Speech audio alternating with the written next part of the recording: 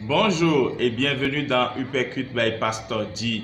J'aime la Bible et j'aime cette façon très simple qu'elle a d'exposer des vérités, mais des vérités qui transforment les cœurs et qui concrétisent la destinée des hommes qui marchent avec Dieu sur terre. Lisons Proverbes chapitre 22, quelques versets de ce texte pour voir certaines de ces vérités, mais nous nous attarderons surtout sur l'une d'entre elles. Proverbe 22, le verset 3. L'homme prudent voit le mal et se cache, mais les simples avancent et sont punis. Oui, il faut vraiment être un homme prudent dans la vie parce que vous discernez le mal de loin, alors que celui qui dit « bof, je fais pas trop attention à ceci ou à cela », ne discernera pas le mal et en subira de graves conséquences. Un autre verset, le 6, que tout le monde connaît.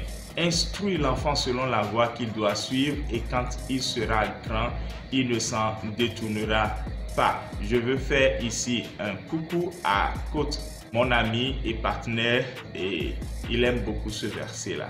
Et puis pour finir, le verset qui retient notre attention aujourd'hui, dans Proverbe 22, le verset 4, le fruit de l'humilité, de la crainte de l'Éternel, c'est la richesse, la gloire et la vie.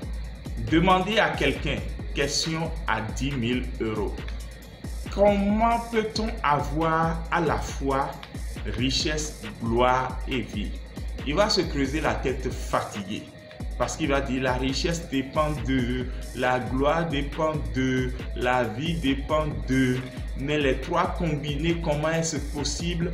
Il lui sera difficile de trouver la réponse tellement simple, tellement évidente et facile à vivre quand on a Jésus dans son cœur.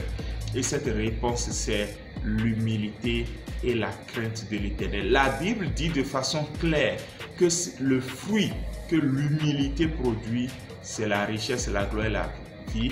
Le fruit que l'humilité associée à la crainte de l'Éternel produit, c'est la richesse, la gloire et la vie.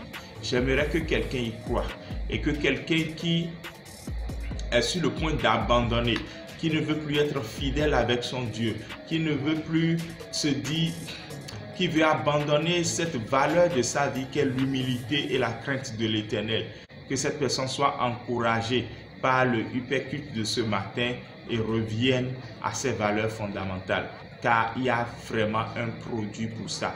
Ne laissez pas ceux qui vous disent « mais moi je vis dans la crainte de l'Éternel, je ne vois rien ». Ne laissez pas les exceptions vouloir détruire la règle. La règle est bien fixée.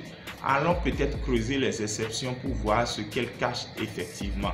Tout ce que je vois autour de moi, c'est des gens qui craignent Dieu, qui sont humbles et qui profitent vraiment de la vie, de la gloire et de la richesse que Dieu a disposée pour eux.